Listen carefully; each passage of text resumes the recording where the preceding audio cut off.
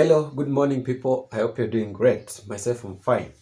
Welcome back to Verified So and to this video. Now, let's talk matters social media in the DS260 form, in the interview, and also in the DV process entirely. So, there are many questions that arise regarding the social media account because you're supposed to outline them, fill all of your social media handles or accounts when filling the DS260 form. And of course, to some extent, it might affect your DV process. So what are these questions?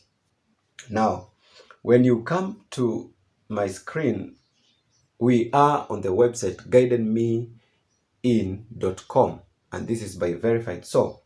And we have these frequently asked questions on why your social media accounts are requested in the DS260 form. And of course, the DS260 form is that form that we call the immigrant visa form that you fill, and it captures all your biological data, including your social life. And the very first question that you find is, what kind of information about my social media account do I need to provide? You need to provide all your social media accounts, that is the username that you use on those accounts, the handles that you use on those accounts, every one of them. That is what you're supposed to include. And they should be all those handles or social media usernames that you've used in the past 5 years. All of them without leaving none out. The second question is, which social media platform do I need to disclose? And the definite answer, of course, is you must disclose all of your social media platforms that you have used in the past 5 years, including the Facebook, the Twitter, the Instagram, the LinkedIn, and all other accounts, even the YouTube. And the other question is, what if I do not have any social media account? Then good for you. If you don't have any media social account, then you just indicate on the DS260 form that you don't have it. It's just as straightforward as that. But are you sure you don't have any account?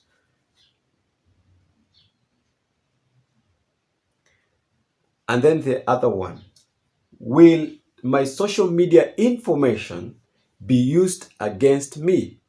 And this is the great worry of many people, because social media account means personal information. And on the social media, you include a lot of things regarding yourself or regarding the information that you provide. And it's somehow, to some extent, like some private life. So will that information be used against you? The answer is yes or no. The information that you provide matters a lot. If you present information that has potential threats to the public or has potential threat to any body of the government, and more so the United States government, of course you expect it to affect you. In fact, as we shall see, the social media accounts are required for further screening of all individuals that are applying for the green card. Not only the diversity visa green card, any other type of visas and any other type of green cards. They need the social security accounts so that they can screen you for any potential threats to the public. So it might in one way or another affect you if your content is proved offensive with the United States security or the KCC. That is the definite answer. And then what follows? How will my social media information be used? Of course, it will be used for security checks. That is the answer. They only need your handles to conduct a screening and know who you are. Do you involve in trafficking? Do you involve in the dark sites? Do you involve in any terrorism? Do you involve in materials that can harm young children? Do you involve in materials that can affect the population or the public? If you use that material on your handles, on your social medias, then expect it to affect you. So that's what they need your social media account for. And then who can access social media information? Once you submit your social media information, KCC will access, and also the security body or the security officials will have access to your information, including the consulates and the embassies. The embassy will go through your social media account. It's availed to them for the screening. And then we have, what if I do not want to disclose my social media information? If you don't want to disclose your social media information, that means you don't want the visa. It's just as straightforward as that way. Every applicant of any type of visa requires to give the social media account. If you have them and you've applied for the DV lottery and you're filling the DS260 form and you don't want to disclose about them, it simply means you will get your visa denial. That is a sure answer. If you don't want to provide, then expect the visa denial. And then we have, what happens if I provide false information about my social media account?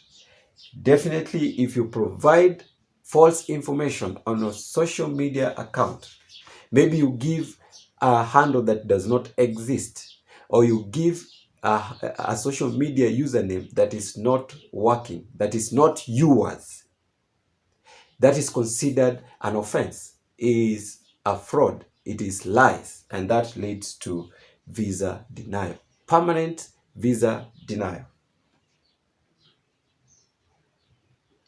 And then the other question is, can I delete my media information after submitting my application? And the answer is, you cannot delete or change it once you have put it there. However, if you delete your social media account once you have submitted the form, then you will have to explain the reason as to why you deleted the account. So it would be a better practice if you delete the account permanently before you insert it on the DS260 form if you have issues with that account. That would be the better practice. But once you've listed it on the DS260 form and then submitted it, the information is already with the KCC or the United States government. Therefore, if you delete the account, you must stand with a good reason as to why you've done it. So, is the point home? Let's continue. How long will my social media information be stored by the United States government? That's a very good question.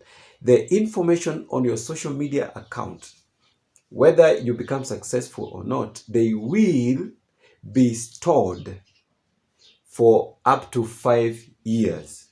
So if you applied the DV lottery last year and you are not successful, and then you apply this year, the same information, they have it. So they store it up to a period of 5 years. Will this affect the chances of getting a visa? Just as I have listed earlier, or have said earlier, it depends on the content that you have on the social media. If it's a threat content to the public of the United States, definitely that affects your visa. You might get the visa refusal if you have the offensive content to the security of the United States. And that is that about the social media account. Remember, this article, you find it on the website guidedmein.com. That website is by Verified Soul, and all the information that I do is contained in that website. Make a point of visiting the website and read through the website. Thank you guys for watching this video. I know it comes in handy. Please like the video, subscribe to the channel. Let's grow together. Inform others of the information. Let them know about this even before they go to the interview or they fill their DS260 form. Let's meet in the next video.